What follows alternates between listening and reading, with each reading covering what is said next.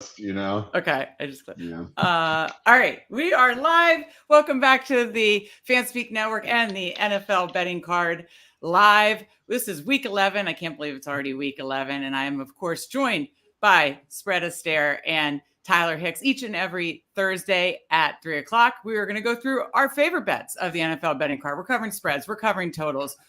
We're covering anytime touchdowns, props, you name it. And then we get into Thursday night football. And let me tell you, let me just give these guys a shout out before we get started, before I go say hi to the guys. These guys have been on a roll. They're dialed in and, really, really locked in. They've had, it's been like what?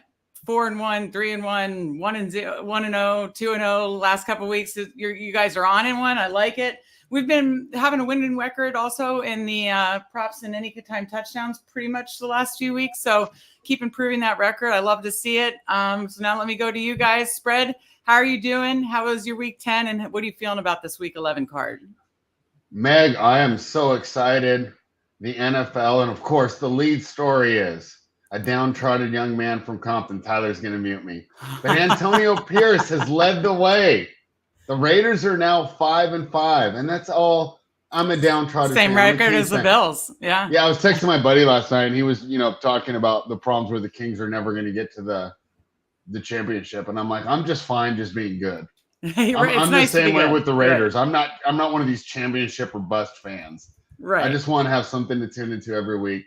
Right. So I'm so excited about that, and that ended up being a little closer than it should have been, a little closer than I would have liked. If this team really is good, but it's just exciting to have something to root for, and you see those guys down on the field, and they feel the same way. So that's my top story of week 10, the fact that I have a respectable team to root for once again. Exactly. Well, I mean, is your hope and dream that since you love Antonio Pierce from Compton, are you hoping that he just keeps it up and I want him to do well enough to keep the job. So. Keep the job. But spoiler alert, I don't think this week matters that much. Yeah. I think he can lose by 30 and still have a chance. Right, exactly. I love the way he got that in there at the end. Well, Tyler, we all can't root for teams coached by the greatest coach of all time. I know. We love Mike Tomlin. Mike Tomlin, should the guy be coach of the year? With that, it was 6-3 with that roster. Tyler, answer that and then tell me what you're thinking for week 11. The coach of the year award, betting on it wise is just weird because it just all comes down to a couple different things. Like, should he win it? Yes. But then you sit the guys down at the table and it's like, all right, let's have the conversation on who's coach of the year. Minnesota's coach definitely comes into this picture on this conversation. True. That's true. Houston's coach, because it's always taking a terrible team to respectable up there. Harbaugh's got to be up there with the Ravens' schedule, or not the schedule, but the way they look this year. So his name's in that conversation. It's in the combo for sure. Yeah, there's a couple other guys that can definitely get in there and win that. Okay, so you haven't placed your ticket yet on Mike Tomlin. I actually can't bet that award in PA. It's like the weirdest thing. Okay, yeah. I was going to say, it is weird how some can't bet draft or some can't bet, it's not considered a sporting event, so I can't bet on it. I was like, that's the weirdest rule ever. All right. Yeah, no, I did remember that now that you said that. Okay, what do you think? I think they just don't want any information-based action. Yeah. Okay. I get it. Yeah, that makes sense. Well, Tyler, like I said, you guys have been on a tear. How are you feeling for week 11? I'm feeling good. Week 10 didn't treat me the best. I'm glad the Niners got a home first. Tampa Bay did. My teasers and my parlays. Dallas team total. You guys nailed the Dallas team total. Obviously, that sailed through. I wish I had more money on those 3 plays. I tried to get heavy on the teasers last week. That did not work out in my favor. Cincinnati shit the bed. Baltimore didn't do well. Yeah. This wasn't a good week all around for the teasers. And then Buffalo on Monday night. What a stinker they laid. Whew. I know your Raiders, literally, if the Bengals lose tonight, your Raiders will be the same record as the Bills and Bengals. Think about that spread. Just put that into perspective. Well, it'd be nice to be the same record as the Bills. You don't want to be the same record as the Bengals, too? Bengals are going to win tonight, Meg. I can't wait to break down that game. Oh, okay. All right. Sounds good. Fair enough. All right. So, again, had a good week. Hold on. We need your thoughts. Well, I guess we'll get to them on the Bills game because we're going to get to Bills. The Bills don't have a bye this week, do they? No, they're week 13 by. They're week. Because I have to hear your thoughts on Josh Allen. Has to be one of the most polarizing that's arguments this week in the NFL. So I can't wait to hear your thoughts on that. Okay. Well, I guess we could get to when we get talking through the games, but why don't we just jump in and start talking about the games? Now, you guys have your projections up on the treasure map, but you're still kind of debating where you want to land on the X marks the spot and your official plays. And we will get those up once you do make those official. And then, of course, I already got some of our Thursday night bets up. Just an FYI, we'll get ours from the show up right after the show. And then, of course, the rest of the Sunday props, anytime touchdowns, anything else these guys want to add will be added by Saturday. So be sure to check that out for free. NFL betting card on the homepage of fanspeak.com. Also, check out the sports betting page on fanspeak.com, and you can see their NFL treasure map. With that, what is your favorite spread of the week spread as of now? I know there's some things you want to talk through. I want to see if Tyler's going to. I love the spread sigh. I think this is the toughest week. And, Meg, I've been having a lot of fun going to all these casinos. We're going to Reno again, and I was calling my buddy. I go, dude, I'm looking over the card. There's, when I went to Vegas a couple weeks ago, there were some slam dunks. Yeah. I knew I wanted to bet, the second the lines came out. I don't love everything here, but let's talk through this one. So you're going to Reno this weekend. You'll be in Reno for Sunday's games? Yeah, again. Nice. It's only a 2-hour drive for me, so it's easy for me to get up there and come back down. And it's not a huge commitment like going to Vegas. But I like the Pittsburgh Steelers. I agree. They're +1, and really what I'm doing here is I'm fading Dorian Thompson Robinson is his name, DTR, right? DTR, yes. Rookie quarterback out of UCLA, and I think this is a tough task. And we've always said we want these prime defensive coordinators. We want these great defensive lines going against young quarterbacks, right? The vets, they can get the ball out of their hand quickly, diagnose. And I know Cleveland's going to be trying to mix in some screens here. But one thing that the Steelers have going for them is with Cam Hayward back in the lineup, now they have the stuffer in Hayward, and they have the ability to get pressure with Watt and the rest of that defensive line. It's a balanced defensive line. And so what it really comes down to, this is going to be a defensive game. Tyler, this total's 33. I want to bet the over. Tyler said absolutely not. It's got 13-10 written all over it. But I like the Pittsburgh Steelers here. But I'd love to hear you guys' thoughts. Usually when I come on, I've already placed it. There's nothing in my account right now. I have no NFL bets for the weekend. I'll jump in before Tyler, the hometown fan, get his thoughts as a Steelers fan and, his thoughts as a bettor. But I like the Steelers too in this spot against the rookie quarterback. Again, you've got two good defenses going against each other. I'm going to side with, the defense going against the rookie quarterback and the potential coach of the year, Mike Tomlin. No, but I'm siding with the Steelers in all seriousness. What are you thinking, Tyler? I think they should win. Everything lines up in their pathway where everything, the advantage Steelers. They should be able to pull this off. This is the game. You've seen it before. They tried to give that game to Green Bay last week. That was scary at the end. Yeah. Divisional game. I swear for the last 4 to 5 years, we split with Cleveland. And if we're not splitting with them, we're getting a win and a tie, or we're taking a loss and a tie. This is a game where we're talking about DTR, and let's be honest, how much better is Kenny Pickett than DTR? Probably not all that much. I would disagree there. Just off the more experience. I'm just going to go with that. More experience, but both guys suck. The quarterbacks aren't going to mean much in this game. It's going to come down to the defense and the kickers. This is the perfect game Sunday when we do the review show on Monday spread. It's remember that 80-yard touchdown run that Jerome Ford broke in the first quarter, or the 75-yard busted coverage Amari Cooper somehow got ahead of, and that decided the game. That's how I see this one playing out. I like the Steelers here in a teaser, but in the pick'em game, they should win. I feel something coming. I don't see them just winning out the rest of the year. They're going to lay a dud eventually. I was going to say they have won a lot of close games. I think most of their wins have been by one score. They're the Vikings from last year. They're the Vikings. I was just going to say they're the Vikings from last year. So at some point, variance may not break their way. Is this the game? I see the argument. And I definitely, even though I know everybody's talking about being like a historically low under and all that stuff, I still see your point where it's like, well, don't bet the over because it absolutely could be, 13-6 or something like that. So neither team legit might not cross the opposing 30-yard line for like. I think you're really underrating Kenny Pickett and his two superior weapons there. Once Deontay Johnson's been back in the lineup, this Pittsburgh offense has been average. It's been passable.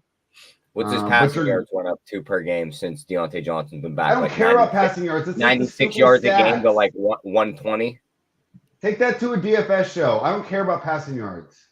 I mean, you got to throw the ball to move the ball. No, you have to put the ball past the end zone. It doesn't matter how it gets there. It does not matter how it gets there. Also, we got better running backs, and I don't know. Yeah, I would agree. You've got 2 running backs on this. I think Tyler is being a fan here, and I think it's easy for us, right? Just like I was hesitant with the Kings last night, Tyler. Why? Because I'm a Kings fan, and I was so emotionally invested, and I wanted to win that game so bad. And spoiler alert, we did. Woohoo! Like that. You crushed, yeah. I just think he's being a little negative here and not just breaking down the game. And when we're looking, I got the better quarterback. I have the better running backs. I have the better offensive weapons with Freiermuth back in there, right? I don't know. Maybe you can argue Njoku's better, right? He might not be that one's a wash. What's up? I thought he was. I thought Freiermuth was a go. No, not a full go yet. Like they're not 100% sure he's playing. He's trending towards playing. Yeah, trending towards playing, but not guaranteed to be in. Okay. I'll grant Cleveland's got a better defensive line. I mean, offensive line. I'd say the defensive lines are a wash, and Cleveland's probably better in their back 7. So I can understand your arguments here, but I just think that offense is just going to be too limited against the Steelers defense. And I trust Pickett to just find a glimmer of hope, a sliver of opening, because it's not going to take much. I don't need Pickett to be Dan Marino, right? Another great Pittsburgh quarterback. I mean, I guess so, but at the same time, it's like they're not going to be able to run the ball. They're going to have to throw the ball. He might make mistakes that lead to Brown's points. Like that could easily happen here. They could, and obviously they have been kind of operating like Sean Payton's now using Russ as like a game manager. Now Denver's defense is good. Now Russ is a game manager. Just, go out there, don't throw for under 200 yards and don't turn the ball over. And I got to get your thoughts on that team too, Meg. I can't wait for this. That's kind of what yeah. So, but I kind of alluded to it. I mean, that's what's working. They got the defense clicking now in Denver. They just Russ has now become a game manager. If it's not there, he pulls it down. He runs a little. He doesn't turn it over in the last few games, and he's become a game manager that with a better defense that now they're pulling off wins, and Pittsburgh can do the same thing with that defense. Just rely on the two. You have 2 good running backs in Warren and Najee, 2 good receivers. Like, just don't mess it up. Pickett, lean into the defense. I get Tyler's view as a fan, especially as a Washington fan. It's like, oh my God, I've seen this movie play out before. I'm, have kind of nervous, trusting in it.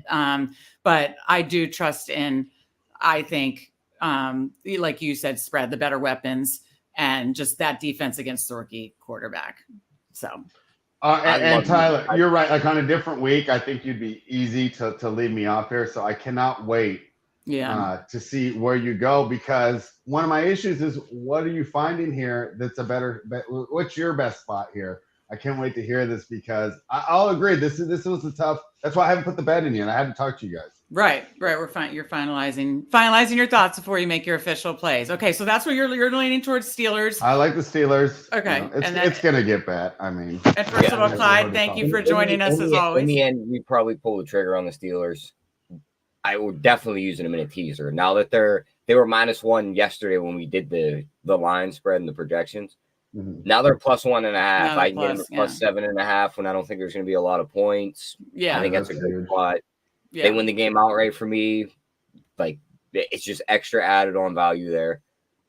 And I like the money line, honestly. But yeah. Before we go into my side, tried to talk spread in San Francisco last week. Told me it's the easiest bet on the board. He's telling me Jacksonville got a shot. Jacksonville ain't have a shot in that game. Well, I tried to tell him what was the easiest bet on the board yesterday, Meg. What was it? Let me hear. He pushed back and he didn't want to take it. His best bet was in the same state. He was just on the wrong side. Oh, Philadelphia gosh. Eagles. Everyone's going to be like, oh, Andy Reid's coming off a bye. He's so good. Well, these Eagles are coming off a bye, too.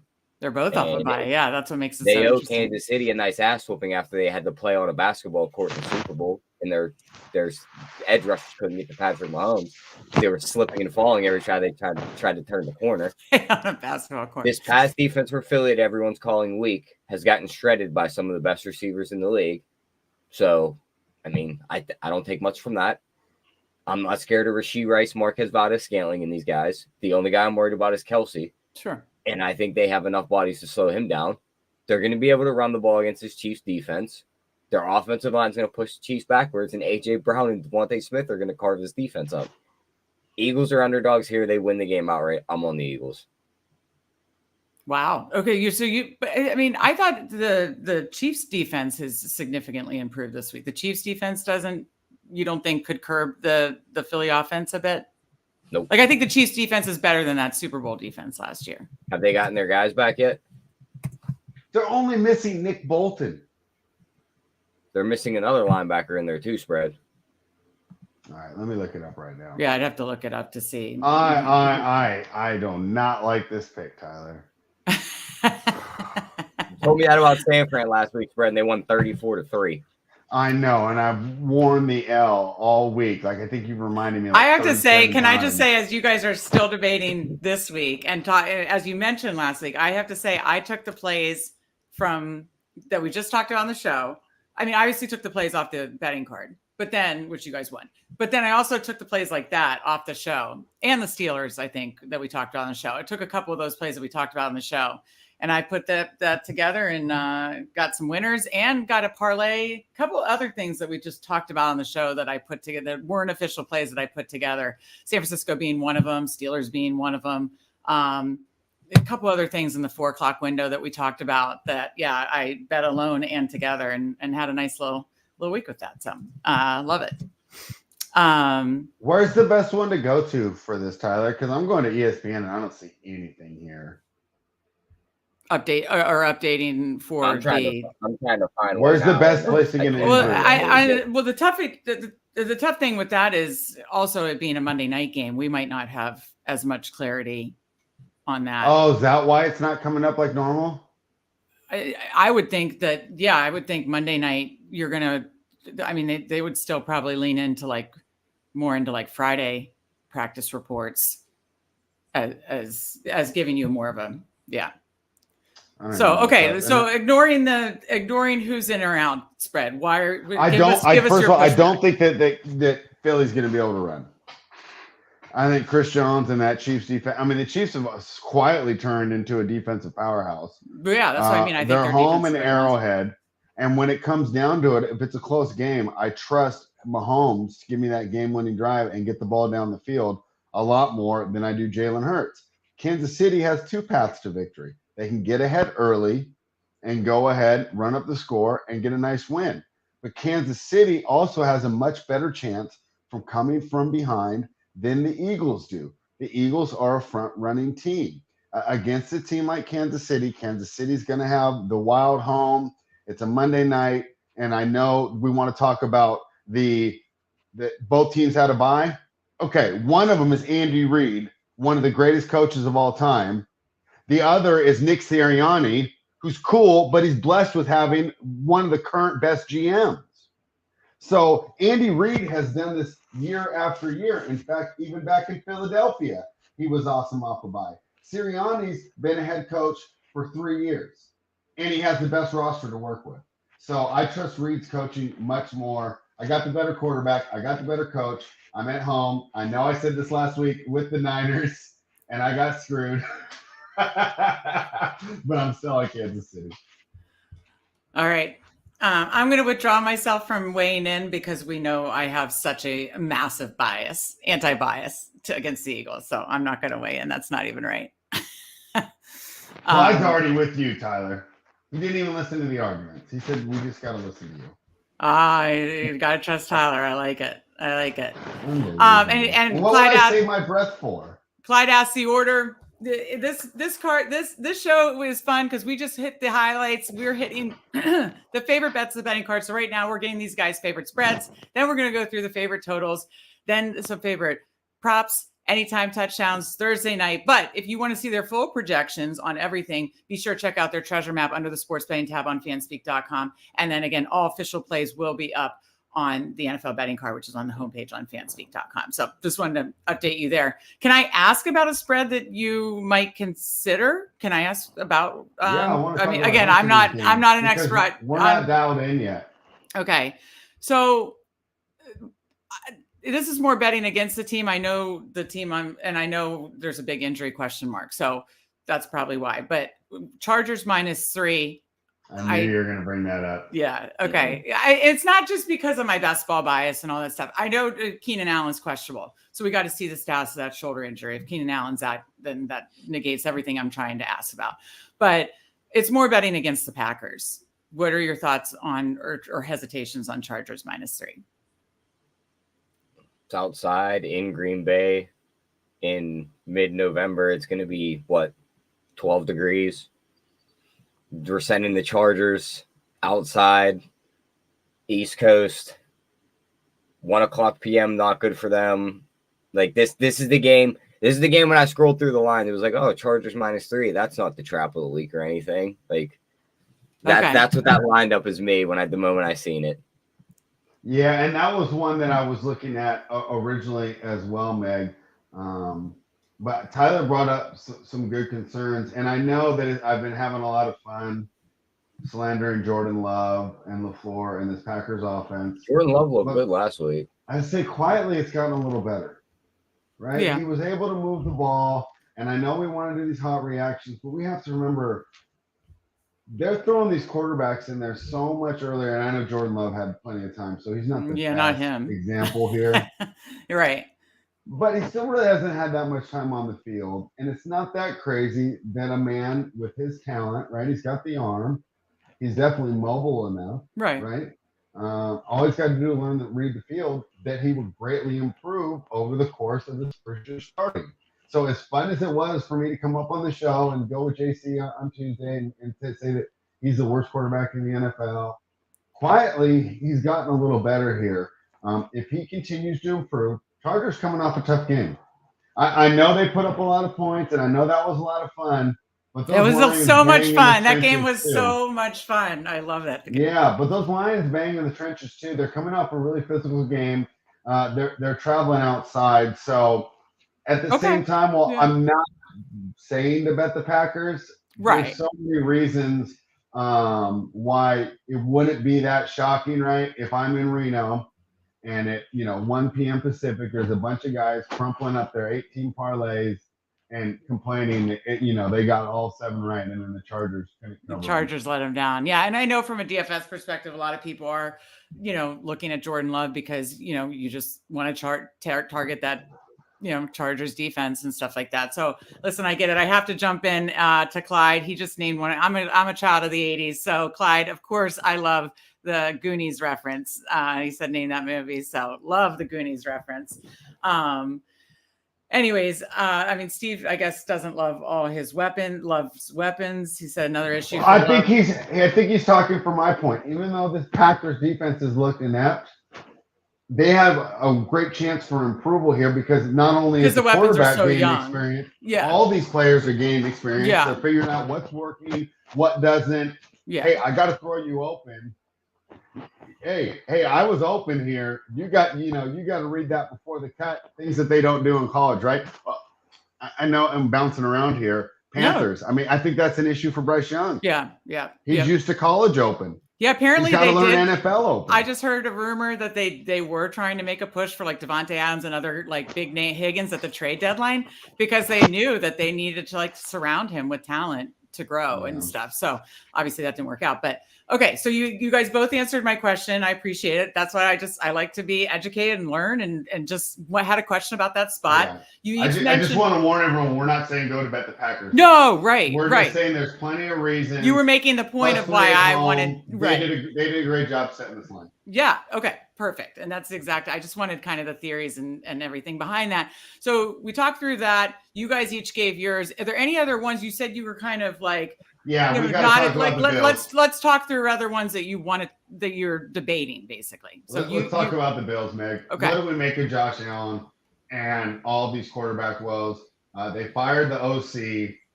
This is another one, right? Where this isn't DFS. I've heard so many people bring up all these stats from the Bills about how they're pretty good offense, right? But you watch the game and it's not what they should be.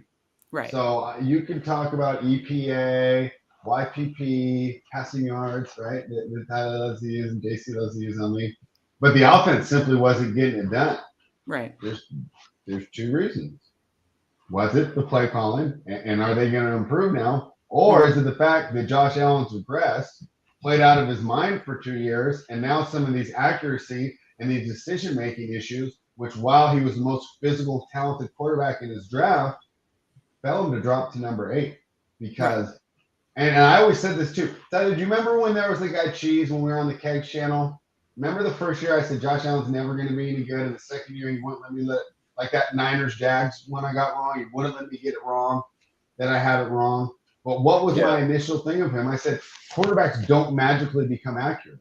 Right. Right. And now that Dayball's not there coaching every single mistake out of him, that lack of accuracy is really costing the Bills.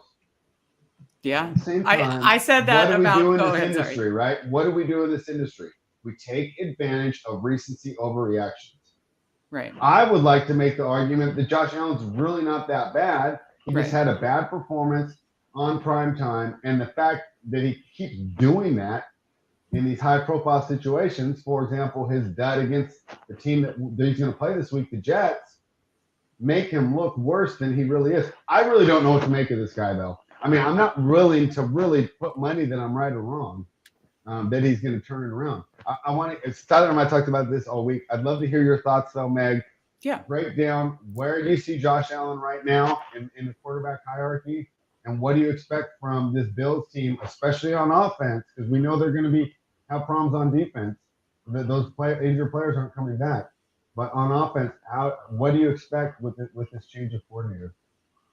Yeah, I first of all, I remember Steve went to the Senior Bowl that Allen was at and said, like, this guy's got a cannon, but the accuracy, right? And so I had the same thing, that I didn't believe in Allen being a successful, Hurts being successful. I didn't believe the passing side would get there. They both proved me wrong with good weapons and coaching and that kind of stuff. I am a little concerned that what it's been since the loss of Daboll, and I heard some interesting, these are, Twitter is just like crazy with like the rumors and, suggestions that fans throw out. But so I saw one Bills fan throw out like they should trade back for Daboll basically, because he got the best out of Allen, as to your original point.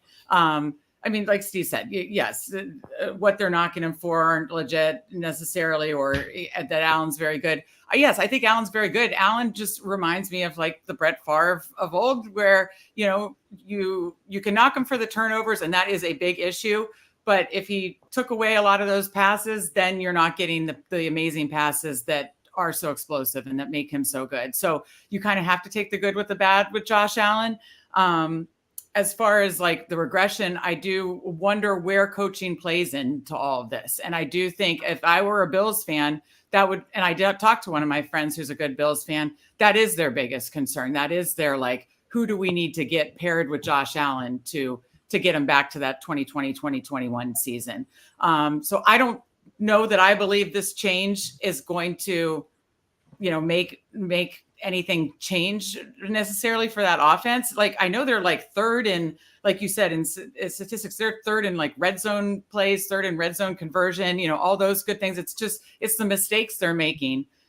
I know Josh Norris from Underdog Network said it's the mistakes they're making until they get to the 20-yard line, all the turnovers. And I don't know. I think it's too risky for me to say on this line at 7 to say this coordinator is going to, switch it. And I feel super confident in that. Sometimes a coordinator's, a firing can be a a big shift and sometimes it's not. And I don't know that I would be willing to put money on that. The other thing that's scary for me is Jets have just always seemed to have Allen's number, no matter who the coordinator has been at Buffalo. They have always had his number. So that would be why I'd honestly lean Jets +7 is if they could keep this low scoring. It's, nothing's ever going to be pretty with the Jets offense, but if the defense has Josh Allen's number, can they keep it within 7? I would honestly probably lean that side more. I can't remember. I'd have to look back statistically the last time Allen had a good game against the Jets. For whatever reason, they have had his number. And so that is the biggest issue for me on this line specifically. Yeah, I'm tempted to try and jump in here on New York. I was disappointed my projections came out to 8. But like I said, Bills are so good statistically. I guess it's not that crazy. My other concern is you get the Bills coming off that huge primetime loss. Mm-hmm. Is that a spot where they look to kind of pour it on a little bit and make a statement? The counterpoint is, can you even pour it on against the Jets, who I would say arguably, I know Cleveland has the best defense statistically, but the fact that they have to be on the field so much, the Jets might still be the best defense, right? It's just they get no complimentary help there from the offensive side of the ball. So, I had to hear your thoughts on Josh Allen. Tyler, did you want to throw in anything there on Allen? No, but after talking it over and listening to somebody else describe how his careers went, I finally figured out who he matches up with in the NBA spread. This is going to sound bad because of everything the guy's just done in the last couple months, but if you take out the outside stuff of basketball and just match up how his basketball careers went with Josh Allen's football career, they're mirror images. It's James Harden. Yeah, I said that. That was me. Sorry, Fred. That was me in our chat. You said Josh. I'm not listening to you. Fair play. My God. Fair enough. Oh, yeah. So where do you side on this one? Oh, I'm not touching this game. Right. Okay. That's what I assume. I'm with Steve. I can't trust the Jets offense to keep this close. If the Bills score 24, do they probably cover? Yes. Mm-hmm. I'm not trusting Josh Allen either because I think he stinks. And I think he has the football IQ of a potato, and everyone's just falling in love with this giant physical specimen that could whip a football as fast as he can. And every once in a while, the guys catch it on the other end and everyone freaks out. So I'm still not sold on him as everyone else is. I can't bet him either, and I can't bet Zach Wilson, so I ain't touching this game. So you can't bet against him, can't bet for him. I get it. I still think you're being a little unfair to Josh there. I think Spread and Steve are very much on Josh. People are being unfair to Josh Allen right now. I like usual. I'm kind of playing the Switzerland Spread, and see both sides. Spread, you can even back me on this one a little bit. Okay. I was slandering before he even got here at this point. Right. Yeah.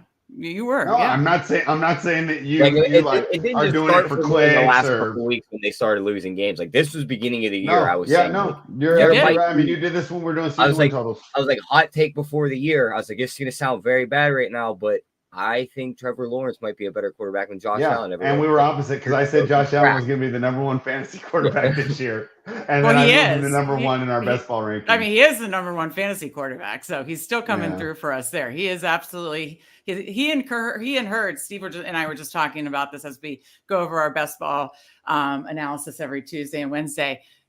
Allen Hurts are by a wide margin 1 and 2 right now as fantasy quarterbacks. That's because running's so overpowered, though. And the both of them are getting so many of the rushing touchdowns, not just running, but I mean the tush push, and then Allen seems to get so many, not necessarily tush push, but so many from within the 5-yard line. So yeah, I mean they're getting.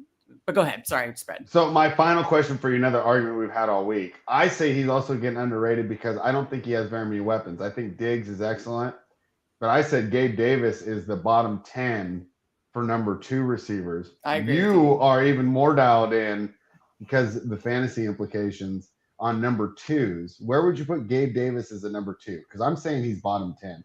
I'm saying most teams have a number 2. See, now this I would rather have than Gabe. Yeah, we kind of talked about this Tuesday, and we're going to have a fantasy take on this more than an actual football take because we're going to sit here and be like, well, the guy doesn't produce. Right. The guy's one of the best blocking wide receivers in the entire league.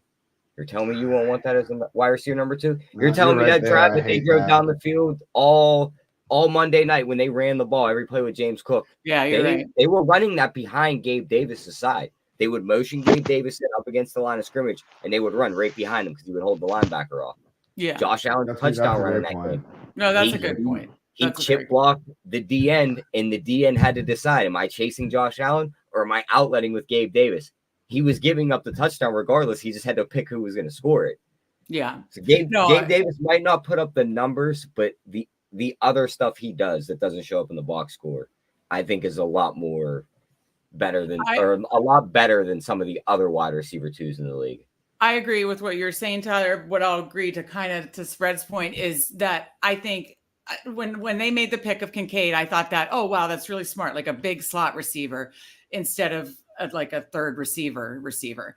But to other people's point that I've heard make good counter arguments to that, maybe they did need and I'd have to go back and look at the draft picks or see like if they could have gotten, should they have traded up for Jordan Addison? I forget, exactly where the pick order was, but maybe they needed another better receiver to, or a burner or something like that would stretch the field for them. And it wouldn't just be Diggs. And like you said, Gabe Davis is so boom bust as like that second receiver. That's all I'll say to that is I kind of agree with you, Spread, but I also agree with Tyler's points. But maybe the mistake was made that they needed another good receiver brought in, even though after the draft, I was applauding them for like bringing in a big slot receiver. The issue with Kincaid was the Knox injury, because he was awesome out of a 2 tight end set where you could disguise a run a little bit easier. Now the problem with Kincaid is he's so bad as a run blocker. When he comes out on the field, it's obvious what they're going to do.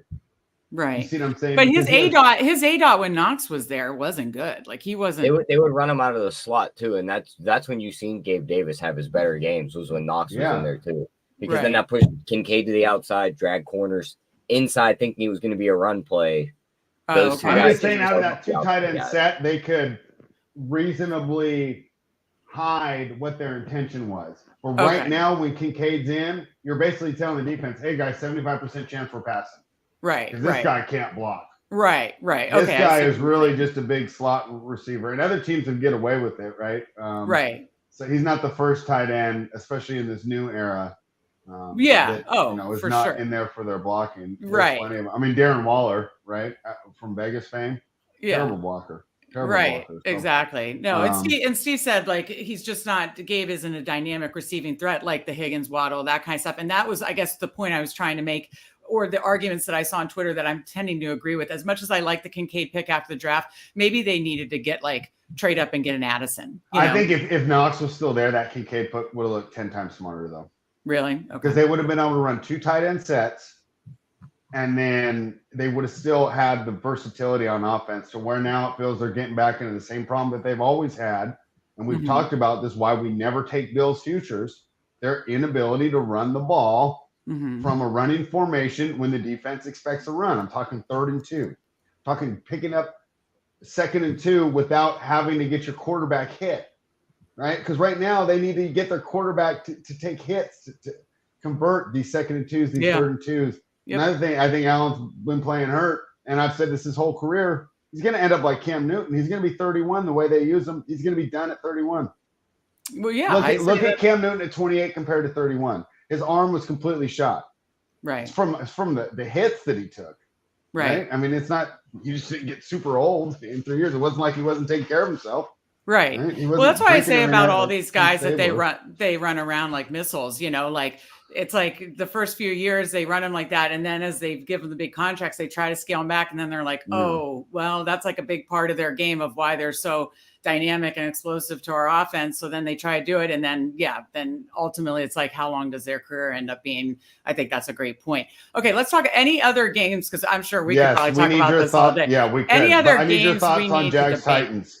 I can make a good argument on both sides there. Jags, Titans. Jags coming off that huge loss. They completely embarrassed me. Tyler's just messaged me at random, big L's because of that game. Just 3 in the morning, I get a big L from Tyler on that one. Do the Jags bounce back? I kind of think they do, but 7 is a lot to lay. What do you think? 7's a lot to lay. 7's a lot to lay. I was targeting Will Levis last week, thinking that Bucks were pass funnel. He could pass them. He was not able to. So, trusting Will Levis makes me nervous. And I know Titans offensive line has some major, major issues, which probably contributed to DeAndre Hopkins and Will Levis not having a good day last week. That's all to say is, like, I would actually be more tempted to take the Titans here. The Jags have let me down in every way possible pretty much this year. And I just don't trust that they're just going to have this explosion game this week. They're still tough to run on. So in ETN obviously gets a lot of volume. So that's my way to say is I don't trust the Jags offense, but do I trust, Will Levis and the Titans to that's where I'm my struggling. thing. It just seems like a perfect spot to take the 7, but with Will Levis, I don't think I want to back him on the road. I think the only quarterback I'm willing to back on the road that's a rookie is CJ Stroud. Right. So yes, that would be my way to say is no, I do not. I definitely don't like Jags -7. Yeah, I'd be tempted to take the 7 with the Titans, but I'm too nervous to trust Will Levis. I don't know. Where do you stand on this one, Tyler? Just tease the Jags down the 1. Yeah. Okay. Maybe just take them to win the game. You don't think you don't think there's any way Titans could pull off an upset here? I don't think they could win the game, but I think they can keep it close. I mean, Derrick Henry has a history of beating up on the Jags. Yeah. Their run defense this year has been really good. And they kind of turn into a pass funnel similar to how Tennessee's defense is. So if they're going to win, it's Levis and Hopkins. I mean, maybe they put a touchdown on the board with that combination, but I'd rather just bet that he scores an anytime touchdown than try and pick this as being the Titans game if they keep it close. Okay. Yeah. So any other ones on the board? So we've now talked through the Steelers game, the Bills game, the Jags game, and there was one more, Megan, and the Eagles game. Yeah, no, because there's a lot of tough ones. Russ. Okay. We talked about these Denver Broncos. Right. They're quietly 4-2 over their last 6 games. Right. Now let's just think. Let's just say they started 4-2. Wouldn't we all be running around? Sean Payton's the best. He picked Russell Wilson. Right. Hackett's an idiot. Look at all these weapons, right? But they had the slow start. At the same time, they did switch their coaching staff. It's not that much of a surprise if you come in, you're trying to install a new system, a new culture. And let's be honest, he had some bad habits he had to get out of Russ. They let Russ act like an NBA player. Right. I mean, the way that they were treating him, and he came in and he said, no, this is the National Football League. You want to act like that, Russ? The Denver Nuggets are down the street. We don't do that here. Go hang out with Michael Porter Jr. So I think this team's coming around. Yeah. Minnesota Vikings are coming around too. What were they, 1-4? Right. Have they lost a game since? No, and I think they've won. Josh Dobbs is the story of the NFL. Right, and Dobbs is the story of the NFL. Won 2 in a row with him, essentially. So what do we do with this game, Meg? Break it down. Well, tell me about these teams. So this one, I will say that I've thought through a lot more from the Denver side. Like, wow, how did it just the flippening? How did it flip so much? And you made a lot of points why, like just there had to be a culture change, adjusting the new coaching staff, that kind of stuff. But the defense was so bad. But this is Vance Joseph, so maybe it just took a while. Like the pieces were there. And they are really dialed in now, that defense. I mean, the defense has improved. I don't have the numbers in front of me to what they gave up. I mean, and obviously the numbers will be incredibly skewed from that 70-point Miami game, but from the amount they gave up the first, few games to the amount they've given up, like the last 4 or 5 games, has just absolutely a massive change on defense. Number one. Number two, that's allowed them to, play game manager style with Russ. Like he's literally hasn't cracked 200 yards since, and you talk about passing yards, but he doesn't have to. He is literally playing a game manager role, hasn't cracked 200 yards since I think early October. And, it's just don't turn the ball over, be smart with it. Now they're leaning into the run game. Now that Javonte's getting a little healthier, because obviously he was coming off a multi-ligament tear. Maybe they were easing in a little bit. Now they're feeding him a little bit more. Dobbs has been impressive. I'm not taking anything away from that. What is the status of Justin Jefferson? I think that's the biggest question to this game, because isn't there a chance he plays this week? I thought he was planning on returning this week. Okay, so that would be my big. I was gonna say I'm willing to buy in on this whole Denver, improvement and the way they're scheming things. And yeah, it's going to come down to the end to make sure, that that they don't make any mistakes and that kind of thing. But I am willing to buy into that. But I think everything changes for me if I find out Jefferson's definitely in, because then, you have an offense that Dobbs was already running efficiency. I'm not swayed by it. You're not that swayed by Justin Jefferson? Well, he's not going to have any chemistry with Dobbs. Well, the whole thing's. Did anyone have chemistry with Dobbs? Pardon? Did any of them have chemistry with Dobbs? Right now, Hawkinson is like his guy. I know, but like. Also, he's going against one of the best cover corners in the league in Surtain, or is he out? No, Surtain has been playing. Surtain's been playing great. So I guess you have a point though, because that should make life easier on Addison and Hawkinson, because Surtain would be, even if he shut Justin Jefferson down, you've taken away one of Vance Joseph's chess pieces, right? So to speak. Right now, to me, it seems to be Denver or pass. I want to fade a dome team outdoors. I want to throw out those original numbers, rerun the numbers. And it's crazy if you do that, though, because the Vikings numbers are going to improve drastically, too. Right, exactly. When we throw out those first bad games. Yeah. I still like the Broncos at home. That's where I was looking in this game. I would lean Broncos at home, but gosh, as we're talking these debate points through, it's like, geez, it is hard to really want to pull a trigger on anything because all these are so close, and you can make a strong case for each side, or a strong case of, I just can't back Levis, or I just can't back, And if Tyler and I weren't winning on the year, this would sound like sour grapes, but I've said it a bunch of times. This is such a hard year because 5 and 20 are so close. They're like half a point apart. Yeah. We don't have these tiers that we usually do. Right. It just feels like we have elite, average, which is about 15. Right. And then terrible. 15, yeah. And then absolutely terrible. Cover your eyes. Right. Bad for their fan base. Right. How is anyone even in the stadium? Yeah. They should be paying you to show up and cheer on this team. Yeah. That's a great point. Human being. I wish my wife was as loyal. Right. I mean, this is some fantastic stuff here. So fortunately, if we were losing, right, it would sound like sour grapes. But since we're winning, I think you could take it, right, for what it is. This is a really tough year in the NFL. And I think that's what they've wanted all along. Yeah, exactly. I don't think you want to be like baseball, where I'm an Oakland A's fan and I'm done by June. Mm-hmm. Yeah, right? I agree. We're done. Yeah, I 100% agree. That 5 through 20, like your point is dead on. I 100% agree. Whether you're winning or losing, you're winning, by the way. But like you said, it is so much that echelon top elite group, the terrible group, and that middle group is so close. And this week's toughest because we have some of these elite going against each other, right? So the Chiefs and Eagles are going against each other. Exactly. Right. So that's not an easy one here. We've taken the Bills out of the elite. Wouldn't you agree, Tyler? And then the other ones, we have to lay double digits. But I'm also going towards laying them when they're at home. Two teams that I consider laying it with. And I know this is a great story out of Compton, NWA, like hit all my taglines, right? I think the Dolphins are in line to smoke the Raiders this week. The team's feeling great. A good point about what's going on with F1 this week. I mean, even there, when I was there 2 weeks ago, all the ads were for this week. Right, every big rapper and rock band was coming in to perform this week. Like Lil Wayne's playing there tonight, right? Like the big names are in town this week, right? What day is the race? The race is, I believe, this Saturday night. Okay, gotcha. You know what happens at like midnight? Oh, really? Midnight Vegas?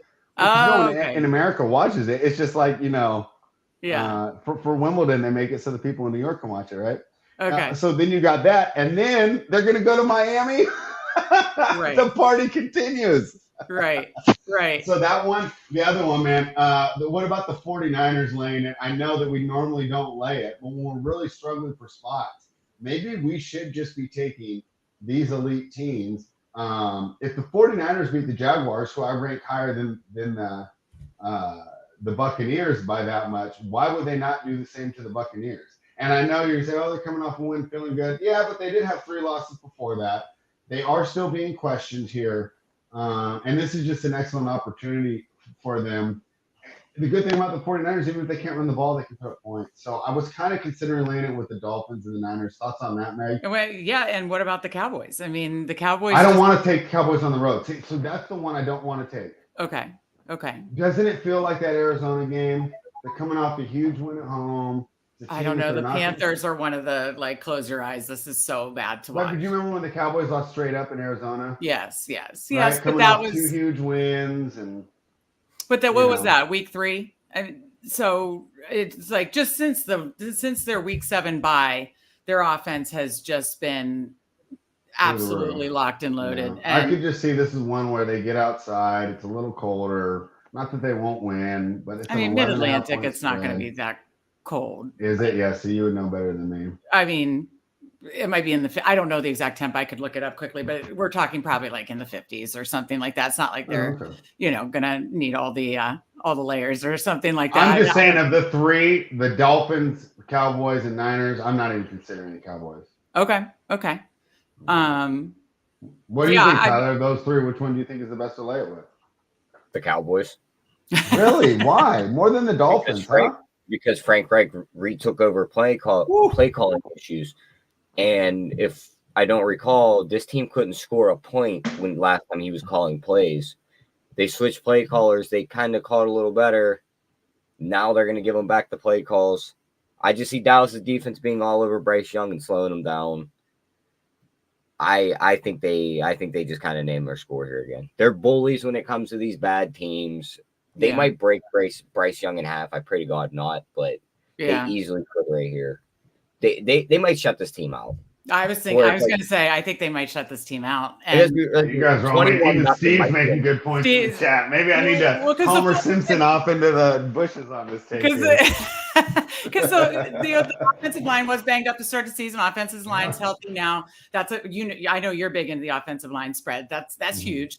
I didn't realize they had just lost Travion Diggs days before in that game. I didn't know that part, but no, I do remember that because everyone said Travion Diggs mattered that much. Oh, okay. How does one quarterback lead you from giving up like 7 points a game, 28 to was it Dobbs at the time as the quarterback? Probably Dobbs was the quarterback then. Yeah. And I guess at the time we didn't realize he was actually pretty good.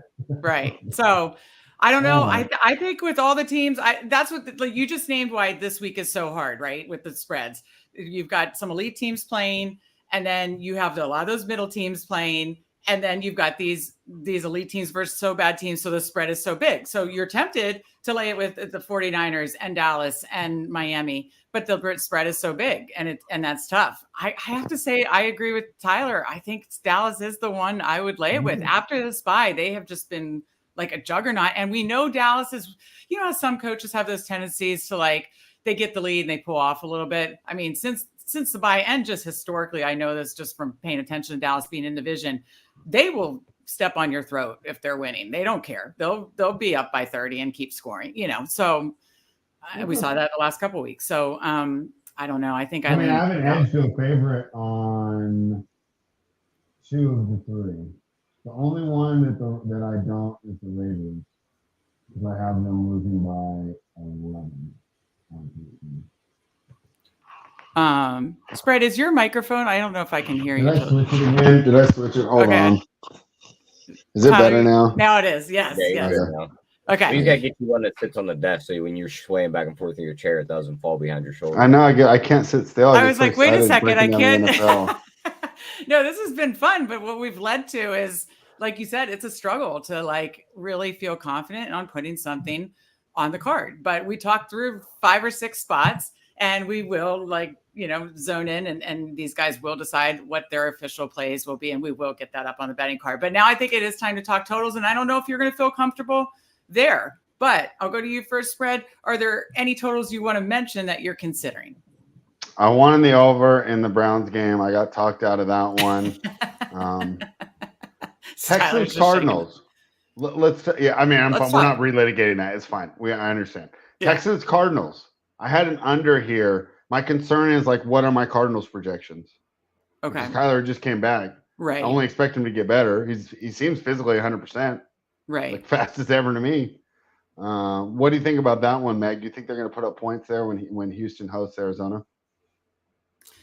I think based on what we've seen out of these two teams so far this year, and I was pleasantly surprised with Kyler's return. I did not know what to expect. I do think points are going to be put up in that game. Yeah, so throw those projections out. Forget that game. How about an over for the Packers and the Chargers? Let me see the number on that one. It was 44.5 when we did it. It hasn't moved. Yeah, that one I like actually probably the most, just because you make the points against the against betting the spread, the Chargers spread, right? But I don't think they're going to be shut down by the Packers. And obviously people like the Packers this week, whether you're talking DFS if Love's or betting. Improvement continues and trends in the right direction. He's got a good matchup that the Chargers defense is one that you can attack or exploit. So I like the over there. That's probably my favorite spot. All right. What was your favorite total, Tyler? Yeah. Let's get yours, Tyler. I'm not big on any of them this week, but the only one that I looked at and said, I see a pathway that gets up over that number is the San Francisco Tampa Bay number at 41.5. San Francisco probably just plays a smackdown on them. Yeah. But I don't think they do as much of the defensive effort as they did against the Jags last week. Like, they were backs against the wall, 3 losses in a row, needed a big win there. Tampa Bay is going to score a couple points here. Yeah. I mean, Baker and Evans. They get us 10 to 13 points here. Like, I think San Fran gets up into the 30s. At 41.5, I like the over here. I agree with Tyler. I really like that. They're not going to, I don't think they're going to hold Tampa. You literally only need a garbage time Baker to Mike Evans touchdown to get you up over that. And exactly. I'm completely fine with that. Maybe a field goal or two from their end too. So yeah, I 100%. I really like that. What about some team totals? You guys locked into the Dallas team total. I parlayed that with a couple other overs in the 4 p.m. window and got a nice little win there. The Dallas team total was really sharp to approach it that way because we knew we didn't want to hit the giant. What about these big spreads and targeting team totals? What do you think about that? I mean, I think the Dolphins coming off of a bye. We just talked about Dallas will step on the gas and has so offensively, especially coming since their week 7 bye. What about some of these team totals? Are you guys interested in any team totals? I'll go to you for a spread. Yeah, let's talk about these big teams here. Here's the reason I crossed Miami off, and this is where I think sample size gets screwy because a lot of noise in this. But actually, the Raiders have the 3rd best defense if you sort past week 5. Okay, yeah. Helps when you play the Jets and the Giants, though, right? Yeah. So that's where I say, hey. Okay, you're right. Be Context matters, yeah. Yeah, I'd like the Cowboys one a lot. I think if the Panthers, the path to covering is that Dallas is just kind of haphazard on defense, or they get out to such a big lead early that it's just like, let's just sit and cover 2, give them the middle of the field, sit back in our zone, just give them underneath, get out of here. Yeah. But Carolina could move the ball in that category. So I do like the Dallas one more than the Miami one. But I love that San Francisco one. Okay. What's it at Other right than now? injuries, what's going to slow down this offense? Right. I don't have them listed on my book. I have to figure it out by the spread. So if it's 11.5 on a 41, that's what? So as he's figuring that out, Tyler, I was saying, do we want to approach any team totals like you did last week with Dallas with these massive spreads with Dallas or San Francisco or Miami? Any team totals that you're liking? I probably agree with spread. 49ers would be the one because Dolphins are like 29.5 minus 120. Mm-hmm. I don't want to pay minus 120 for them to get 30. I think Dallas is 28.5 minus 110. I like that. And you get the San Fran 27.5 plus money. Oh yeah, I'll take the plus money one every time. Yeah. Okay. San Francisco's the way to go. Okay. So you like the San Francisco team total. Okay. Yeah. All right. Well, we talked through some totals, team totals. What we officially put on the sheet, we'll get that figured out, and be sure to check back the NFL betting card. Okay. Now let's talk a little props and anytime touchdowns. I wrote down some notes before the show, but Tyler, I'm going to go to you first. What props are you looking at this week, or what's your favorite prop of the week? I think it's one of the easiest ones on the boards, Meg. Okay. Let's see if we have the same one. Matthew Stafford's back. Yeah. Cooper Kupp's at 81.5 receiving yards. Love it. That wasn't one I didn't write that down to highlight, but I absolutely love that. Gladly bet the over 81.5. Give me the 90 plus. Give me the 100 plus. Ladder that baby. Ladder it. This is the week he shows up. He has a big game. I know Seattle's corners have been talked about for being good. Witherspoon is a great rookie. But this is one of the top 5 receivers coming in to the league. It's about to get like 10 targets on him. Cooper Kupp will get open. I know Stafford doesn't do well under pressure. I don't think Seattle's going to go crazy with the pressure here, similar to how Dallas did a couple weeks ago. Like, he'll get some time to throw the ball. And I think it's going to be a Cooper Kupp game, so I love his props here. And I think there's a way maybe he gets 2 or 3 touchdowns in this game. So I just check the odds on those too. Maybe build a little same game parlay, Meg, like Stafford, 300 passing yards, Kupp, 100 receiving yards, and a touchdown. Love it. Absolutely love it. Because we haven't, to your point, and I got let down a couple weeks in a row because the one game he just kind of just didn't get there, unfortunately, and it was more Puka. And then the one game Stafford got injured, and then they've been on bye week. So we have not seen a Cooper Kupp game in weeks. We saw he was hurt. He was, out for the first few weeks. We saw like 2 good Cooper Kupp weeks, and then we haven't seen it in like 3 weeks. So I think he's being undervalued by the market, and I absolutely love his line and all the different ways you said to approach it. So I'm fully in lockstep with you. Spread's going to like mine. And the only thing that worries me is if game script gets out of hand. But I think the coach from Compton is going to do what he says for as long as he possibly can. And that's Josh Jacobs over 61.5. He kept talking about, we want to get him, 20 plus carries. We want to get him to the century mark. Well, he did. And I know he got wins. And I know that was much different game scripts and teams that he was facing. But they are going to ride Josh Jacobs. They are going to give him as much volume as they possibly can. I'm not saying he's going to hit that century mark again, but I do think he can cross 61.5. Am I being delusional there? It's spread, given that the game script may not break the way that we need to for them to keep feeding Jacobs, but it is 61.5. What are your thoughts? That's why I like these linebacker coaches. I don't think he's going to give up on the run no matter what. Right. I think it would take till I think either the Dolphins would have to get out. Even at 28-3, I think he's just going to use it as a practice. Yeah. Yeah. And a way to try to keep 2 of them off the field or for a little bit longer, if possible. And just get out of there and go home. Just get the hell out of there. It was a tough spot. Yeah. We got our butts kicked. We got a lot to go on film. And I'm sure he's been waiting for it. I know the cigars are great and the rap music in the locker room. Do you know he wants a chance to get in their butts too? Right. Yeah. And start turning things around. He couldn't just come in there and be McDaniels off the bat. Right. Now give me some tape. Give me some bad tape. Let me start criticizing and let's get this thing going. So I like it this week.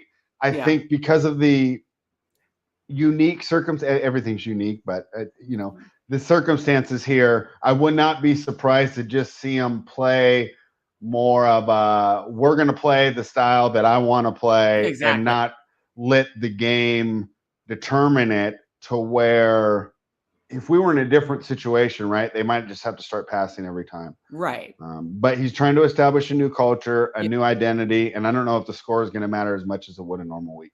And that's what I wanted to get the Raiders fan feedback because they're always more locked into this kind of stuff. And I just think I'm leaning into coach speak on this prop a lot. But I think you just named all the reasons why it would take a lot to get away from that. We want to get Jacobs 20 plus touches, so that's why I'm going over 61.5.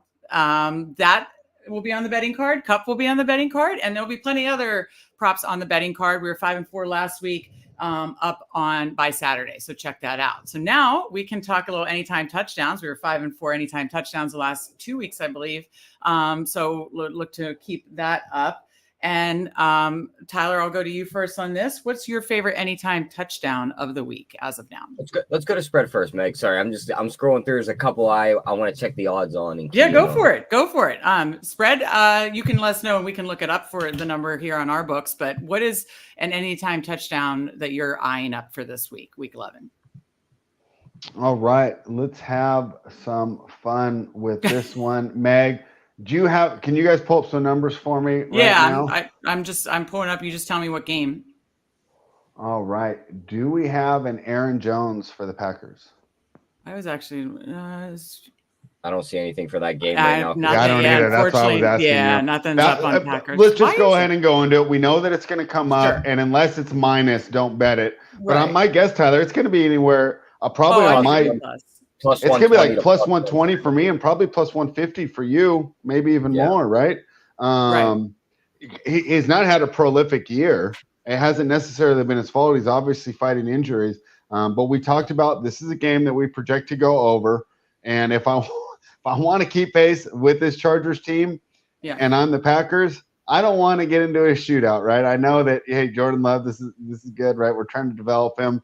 The last thing we need is him to go toe-to-toe with Herbert. I want to keep Herbert off the field. I want to keep my guys out there moving forward. I don't need my linemen dropping back against these two powerful pass rushers. Let me attack the weakness of this defense, and that is, Khalil Mack is, I would say, a good run stopper there. Joey Bosa, not so much, right? And I think that's the one thing where Nick, his younger brother, really excels. I think they both can get after the quarterback. I think that Nick is so much better in the run game. I think that you're going to see a heavy dose of Aaron Jones this week. Give me Aaron Jones to score a touchdown at anything plus money. If you pull it up on Friday or whenever they put it up and it's minus money, I apologize, but I think there's a pretty good chance you're going to get some plus money. No, I think it'll be plus money. I like that a lot too. All right, Tyler, what do you got? All right, you're going to like this one, Meg. It's 2. Because I couldn't key in on just one of them, and you might be taking mine then if you just said it. Go ahead. I think I might be because it's coming. That's okay. I could come up with something else. Your favorite team. I hope it's not stealing yours. Scary Terry. No, it was actually. I'll get to it in a minute. No, you didn't steal it, but I like it. Yeah, I mean, I think he absolutely carves this Giants defense up, finds the end zone once, and then the fun bet from that one. We've hit one of these already on these anytime touchdown calls. You're telling me Danny DeVito can't throw a pick 6 in this game or can't get strip sacked at 7-1? Yeah, give me a shot on their defense to get a pick 6 or something here. I like it. I mean, I like it because, I don't mean to make the full Washington homer card here, but I do like Washington against New York, obviously. I like Terry, as you said, against this defense. Love the chances for a defensive touchdown. So I love yours. But I'm also going to add Brian Robinson at plus money because Antonio Gibson could be out. He has not practiced this week. So you're telling me he's going to have all that volume. I'm sure that Chris Rodriguez will mix in. But Brian Robinson gets more volume and doesn't have to play more of that timeshare role. He was already getting, he does get some in the passing game. He had 100 plus receiving yards last week, which I know was some broken plays and stuff, but and a receiving touchdown. He can get it in receiving or on the ground if he's, if they're inside, the green zone and inside that, goal line area. It's going to be Brian Robinson. So give me Brian Robinson plus money in this, hopefully a very positive game script for Washington. Any other touchdowns before we move on to Thursday night football? And you kind of mentioned Cup. You mentioned Cup. What are Cup? Yeah, go to me. Well, Cup was minus 105. I got one more touchdown, but it is in this Thursday night game, so we'll do it in that breakdown.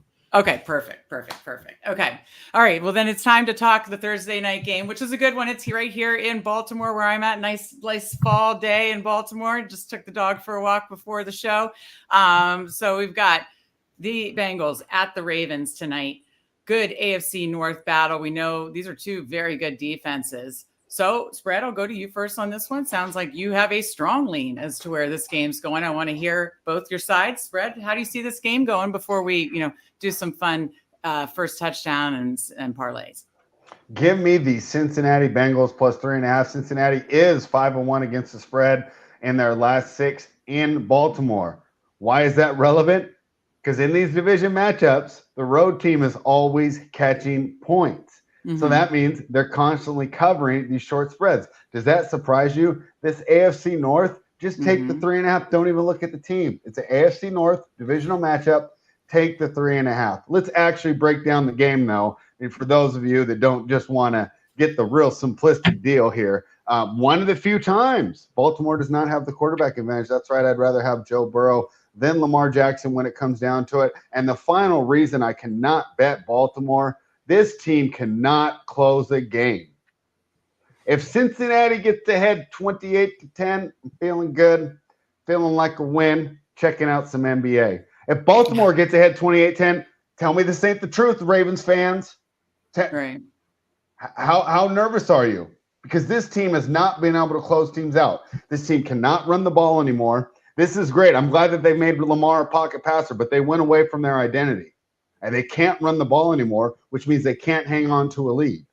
This team's excellent at stopping the run. They get these leads, and these teams are able to pass the ball down the field. sounds like a recipe. I got 2 ways to win. I can win with Cincinnati getting out early, but I also think even if I get behind, I got Baltimore who fades in the second half and the Cincinnati Bengals defense, which greatly improves in the second half.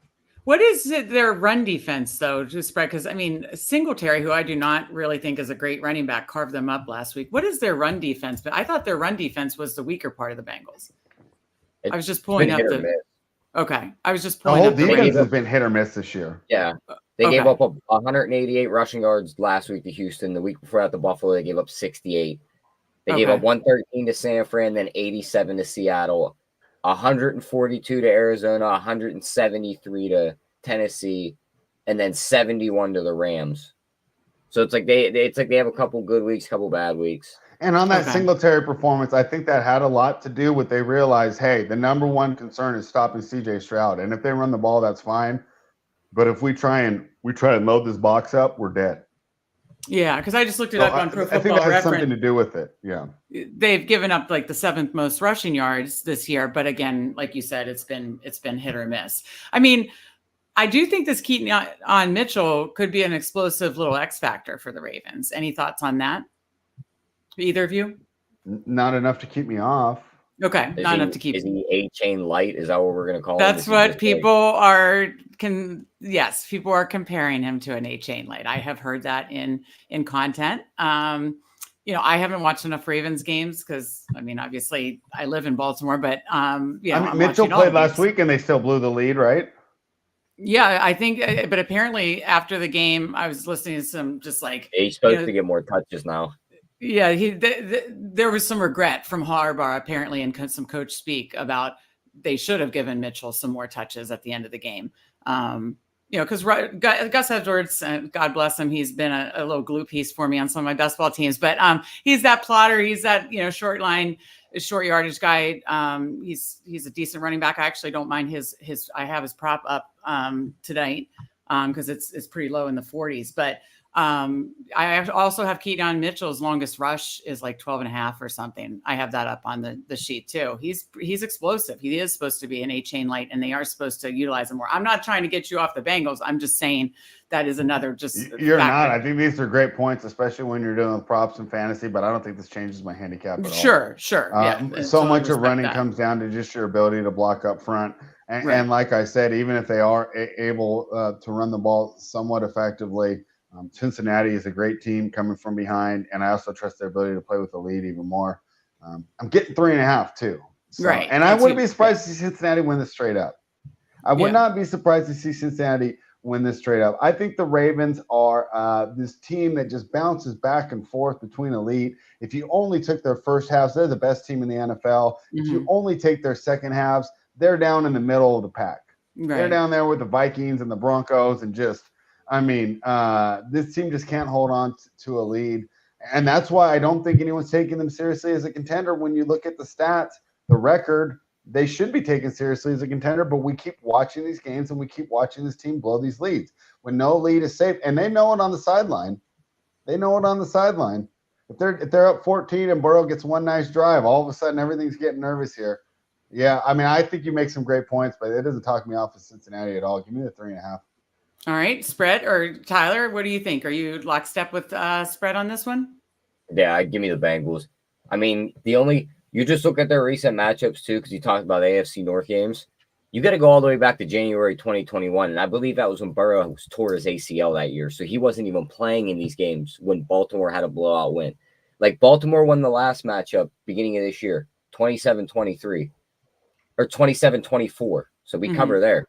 Right. Then Cincinnati wins at 24-17. Then Cincinnati wins at 27-16. Then Baltimore pulls off a 19-17 victory. Then Cincinnati blows them out 41-21. And they blow them out 41-17. And then Burrow's out with injury. Baltimore wins 38-3. I think Burrow's the better quarterback. I think Lamar Jackson throws an interception in this game. I think they try and run it more, but I think in the end, Cincinnati knows that's coming. And it's not going to be these weird design runs where it's like, well, Lamar might go this way, Keaton Mitchell might go this way. I think it's just going to be your normal snap the ball, hand it off to the running back, and pray to God this dude breaks the runs he's broken the last couple of weeks. I don't think it's going to work even with the guys out on Cincy's defense. You got guys out on Baltimore, too, that are key pieces. Like Kyle Van Noy might miss this game, too. Ronnie Stanley's already out. Marlon Humphrey won't be in that secondary to cover Jamar Chase, Tyler Boyd, or the returning Charlie Jones off of IR, who they thought was going to be a big play guy. Now he's going to slot in. He's plus 750 to score a touchdown tonight. I'll gladly sprinkle that in this game when you know Burrow's going to spread the ball out to everyone. The tight ends are going to get involved. Every receiver dressed is going to run routes. So I got to be on Cincinnati here. I think they're still making a push to make noise in the playoffs. I still think they're one of the close to elite teams. They just played a red-hot Houston team, and C.J. Stroud will not be denied that victory last week. So I still think they're the better team here. Give me Cincinnati.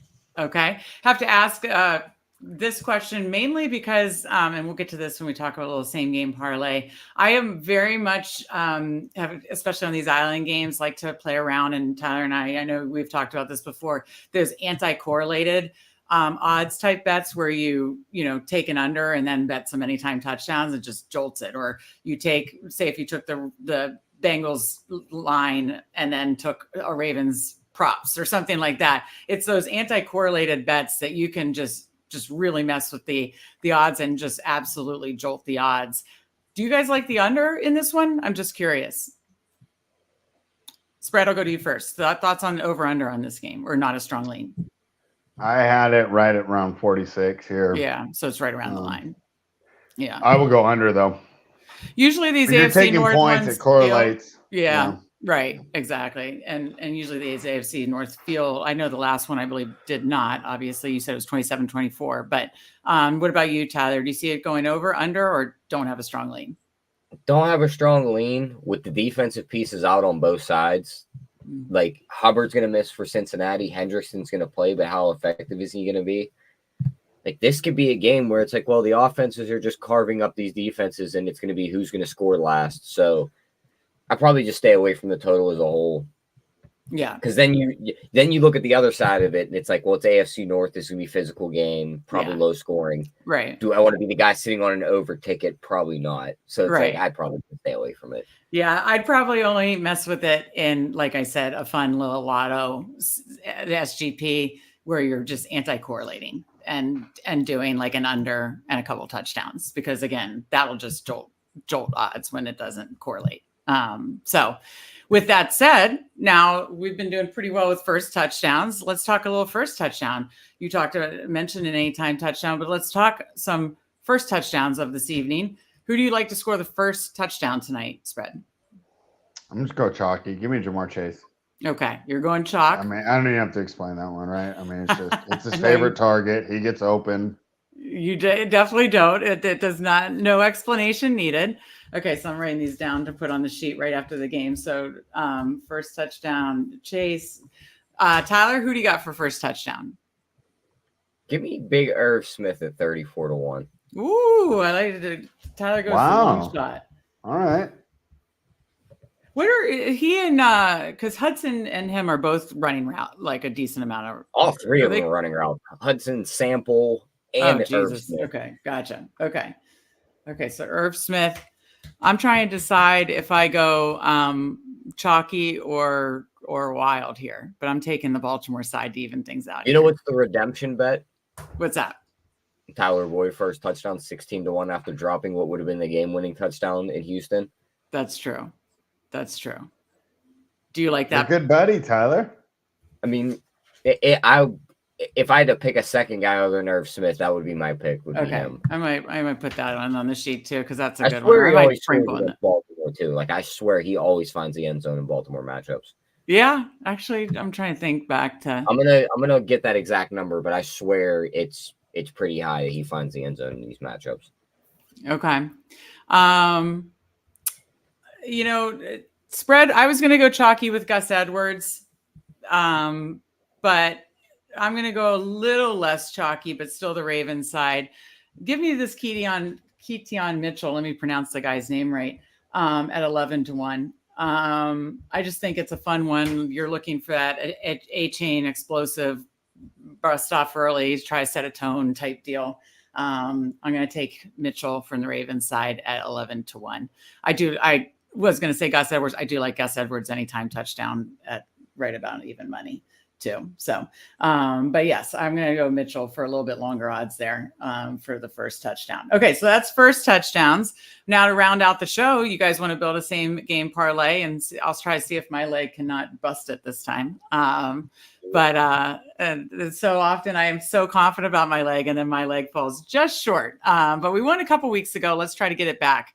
So spread, I'll go you first. What leg do you want to choose here in our show same game parlay?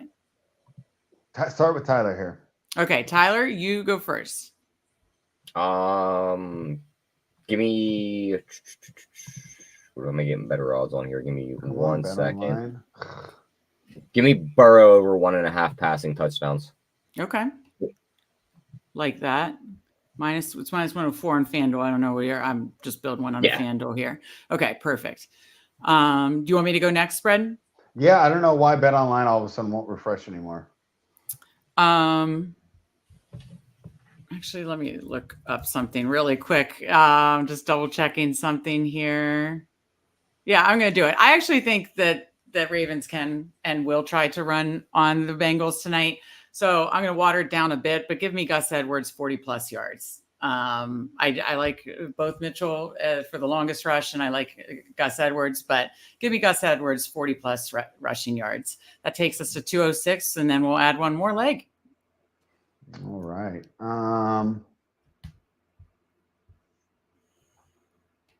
What do you think of over 5.5 sacks in the game, Tyler? I don't hate that.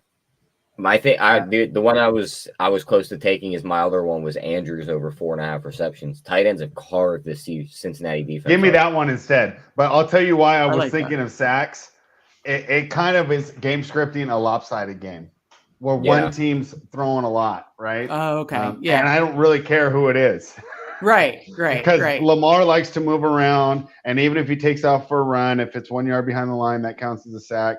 And we can also see when the Bengals get one-dimensional, they don't have the best offensive line. A lot of that protection is based off Burrow's decision-making and ability to get rid of the ball early. When the opposing defense knows what's coming and they don't have the play action to slow him down, he can be vulnerable as well. So that's why I like over 5.5 sacks, but I think Tyler's look is even better. Okay. So we have, let me see, we've got a +410. We've got Joe Burrow, 2 passing touchdowns. Gus Edwards, 40+ rushing yards. Mark Andrews, over 4.5 receptions for +410 on FanDuel Sportsbook. I'll get this up on the sheet right after the game. Also, I will say that I am going to play around with some anti-correlated odds to jolt one. A friend of mine sent me one already with the under and a couple touchdowns that I already put in. I also don't mind taking Lamar's under. I think they have been a bit run heavy, and I know that doesn't necessarily match your game script necessarily, but if they are playing with the lead, they will, John Harbaugh doesn't care about, the fantasy people, Lamar owners. He doesn't give a shit. So, he doesn't care about his over. If they can run, I think they will. And I'm leaning on potentially doing a Lamar under and some of because his receivers overs have very low lines to cross. So you can pick two receivers overs or 2 receivers alt lines or something like that. I almost got there the other night with Russ. But I got too risky with Marvin Mims. Thought he'd get 20 yards, and he was just running cardio out there. So that didn't pan out for me.